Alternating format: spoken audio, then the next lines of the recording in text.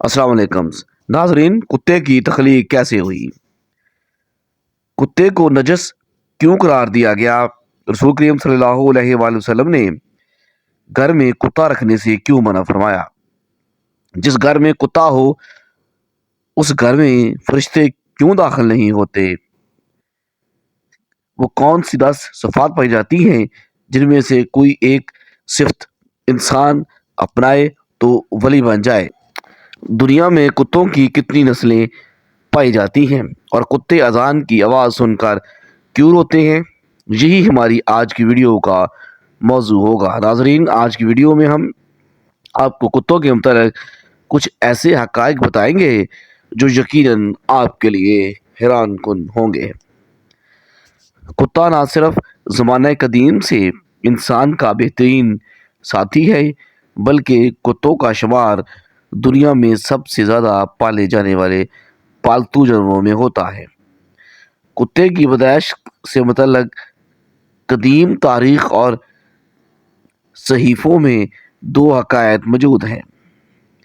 पहली रिवायत के मुताबिक कुत्ते की पैदाइश के मुतल्लक इमाम अब्दुर्रहमानुल मासूरी ने अपनी किताब नज़हतुल जालिस में नकल फरमाया है कि हज़रत आदम अलैहिस्सलाम की तख्लीक अल्लाह ताला ने फरमाई और तमाम फरिश्तों को हज़रत आदम अलैहिस्सलाम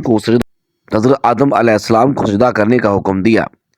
तो उस वक्त शैतान, जो कि फरिश्तों का साथी था, उसने इस सजदे से न सिर्फ इनकार किया बल्कि इस वक्त उसने हज़रत आदम अलैहिस्सलाम के पुतले पर थूक दिया था, जो कि हज़रत आदम अलैहिस्सलाम के पेट पर जाकर गिरा था, जिस पर अल्लाह ताला ने हज़रत जिब्राइल अलैहिस्सलाम को हुक्म दिया था कि हज़रत आदम अलैहिस्सलाम के पेट से इस थूक वाली मिट्टी को हटा दो। इस मिट्टी के हटने से हज़रत आदम अलैहिस्सलाम के पेट पर एक सुराख बन गया था, जो कि आज भी नाफ की सूरत में हर इंसान के पेट पे मौजूद है। इसके बाद इस पेट वाली मिट्टी से कुत्ते को बनाया गया था। ये वाक़या इमाम सफूरी ने बिला किसी सनद के जिक्र किया है और कुरान या हदीस में इसका जिक्र मौजूद नहीं, लिहाजा इसको मुतबर नहीं किया जा सकता। दूसरी हकायत नूरुल मुबीन नामी किताब में मौजूद है, जिसमें हज़रत अली रज़ी अल्लाह तआला अन्हु ने हमारे प्यारे नबी हज़रत मोहम्मद सल्लल्लाहु अलैहि वसल्लम से दराफ़त फरमाया कि कुत्तों को क्यों पैदा किया गया है और इंसान को इसमें अपने घर में रखने से क्यों मना फरमाया गया है। तो इसके जवाब में नबी करीम सल्लल्लाहु अलैहि वसल्लम ने फरमाया था कि जब हज़रत आदम अलैहिस्सलाम हज़रत अम्मा हवा अलैहिस्सलाम को अल्लाह ताला ने ज़मीन पर भेजा था, तो वो दोनों खौफ से एक परिंदे की मानद काम रहे थे। इस वक्त शैतान दुनिया के दीगर परिंदों के पास गया था और उनसे कहा था कि तुम लोग आकर इन मासूम परिंदों यानी कमज़ोर लोगों को खा लो। दरिंदों को पुकारते हुए शैतान के मुंह से कफ जारी हो गई थी। इसी थूक से कुत्ते को तख्लीक किया गया। यही कुत्ते इसके बाद इंसानों और इन दरिंदों के पीछे अल्लाह तबारक तआला के हुक्म से आ गए थे और उन्होंने इंसानों को बचा लिया था। बुखारी शरीफ की हदीस नंबर 3227 और मुस्लिम शरीफ सन अबू दाऊद से मुसनद से सनद है और दीगर रवायत में मिलती है। हसन बसरी रहमतुल्लाह अलैह फरमाता, नाज़रीन, कुत्ते अज़ान की आवाज़ सुनकर क्यों रोते हैं? आपने भी ये मुशाहिदा किया होगा, जैसे ही फजर की आज़ान होती है तो अक्सर औकात कुत्ते अज़ान के साथ रोने जैसी आवाज़ें निकालते हैं और आसमान की जानब मुँह करके रोते हैं। बाज़ औक़ात कुत्ते फजर के अलावा बाकी अज़ानों के साथ भी ऐसी ही आवाज़ें निकालते हैं। अक्सर लोगों के ज़हन में ये सवाल पैदा होता है और वो ये सवाल पूछते भी हैं कि कुत्ते ऐसा क्यों करते हैं।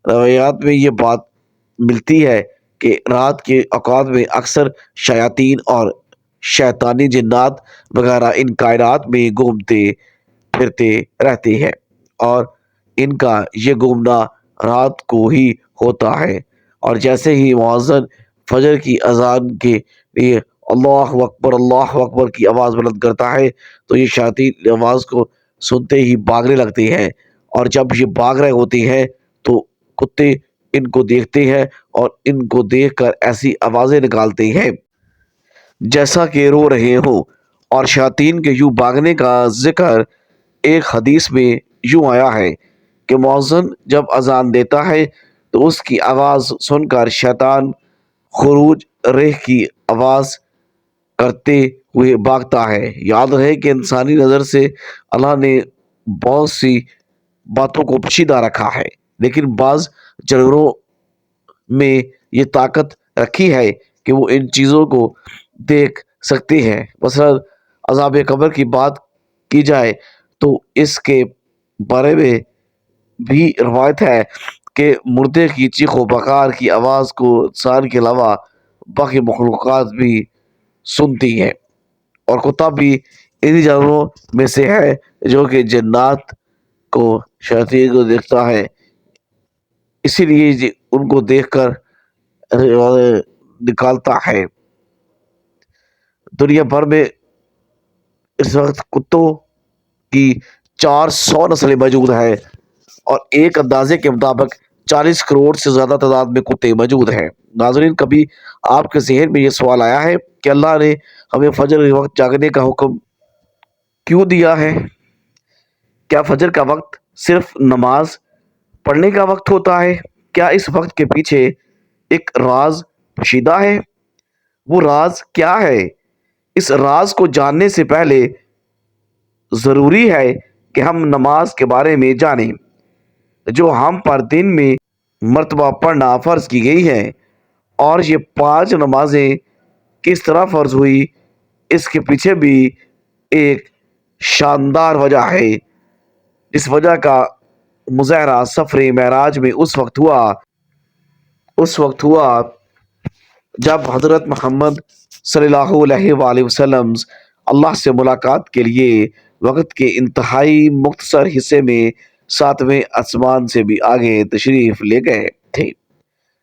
اس رات اللہ تعالیٰ نے ایک خاص پس منظر میں اپنے حبیب رحمت دو عالم صلی اللہ علیہ وآلہ وسلم کو آسمان پر بلایا اور اپنے خصوصی علامات سے نوازا۔ اس مبارک سفر میں اللہ تعالیٰ نے اپنے قرب و خاص سے نوازا، انبیاء اکرام سے ملاقاتیں کروائی، جنت و جہنم کا مشاہدہ کروایا، اور نیکیوں کے اجر و ثواب اور بروں کے انجام و عذاب کا نظارہ کروایا۔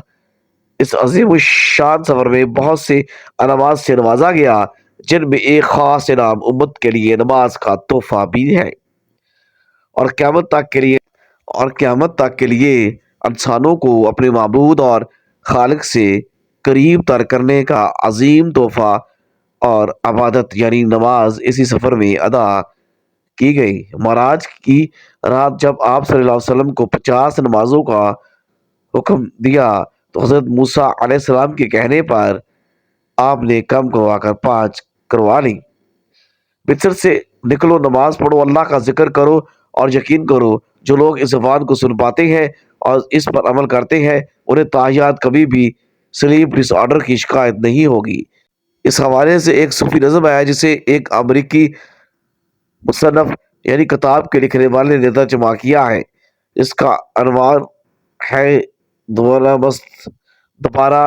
مت سو جانا، صبح کی ٹھنڈی ہوائیں ایک راز لاتی ہیں تمہارے لیے، دوبارہ مت سو جانا، خود سے پوچھو تم کیا چاہتے ہو، دوبارہ مت سو جانا، لوگ دروازے کی چوکھٹ سے آ جا رہے ہیں، دروازہ دوبارہ مت سو جانا، جہاں سے دور دنیا ملتی ہے وہ دروازہ گول اور کھلا ہے، دوبارہ مت سو جانا۔ اس نظم میں بیان کردہ دروازہ ہماری دنیا اور اس دوسری دنیا کا ہے جہاں سے فرشتے ہر صبح اور شام کو اترتے ہیں، جن کا ذکر اس حدیث پاک میں ملتا ہے۔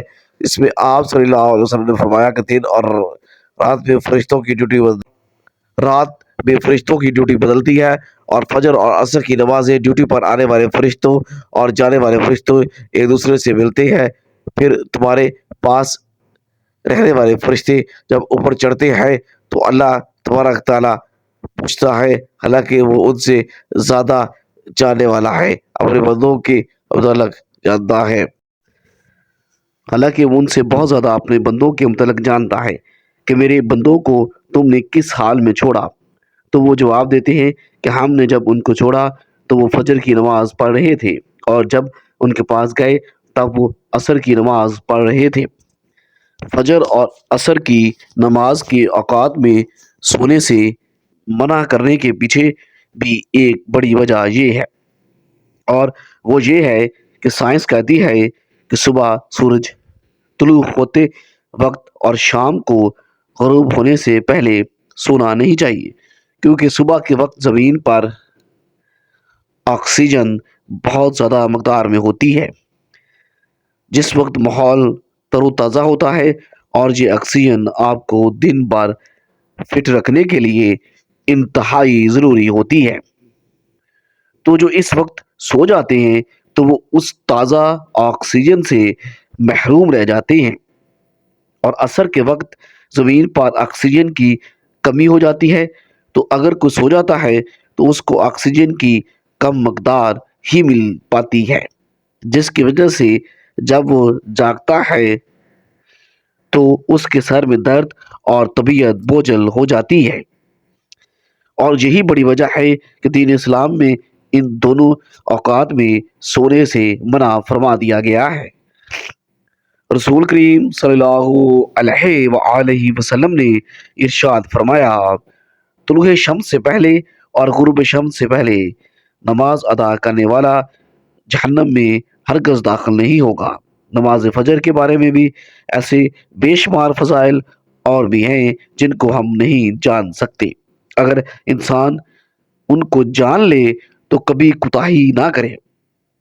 रसूल करीम सल्लल्लाहु अलैहि वसल्लम का फरमाने मुबारक है, अगर वो लोग ईशा और फजर की फजीलत के बारे में जान लें तो वो ज़रूर और बिल ज़रूर इन नमाजों में हाजिर हों, और अल्लाह रब्बुल आलमीन हमें 5 वक्त की नमाज पढ़ने की तौफीक अता फरमाए और हमारा खात्मा बिल खैर ईमान पर फरमाए। आमीन सुम्मा आमीन। नाजरीन, कमेंट बॉक्स में अल्लाह ताला के 99 नामों में से एक नाम ज़रूर टाइप कीजिएगा। शुक्रिया। अल्लाह हाफिज़। तो मिलते हैं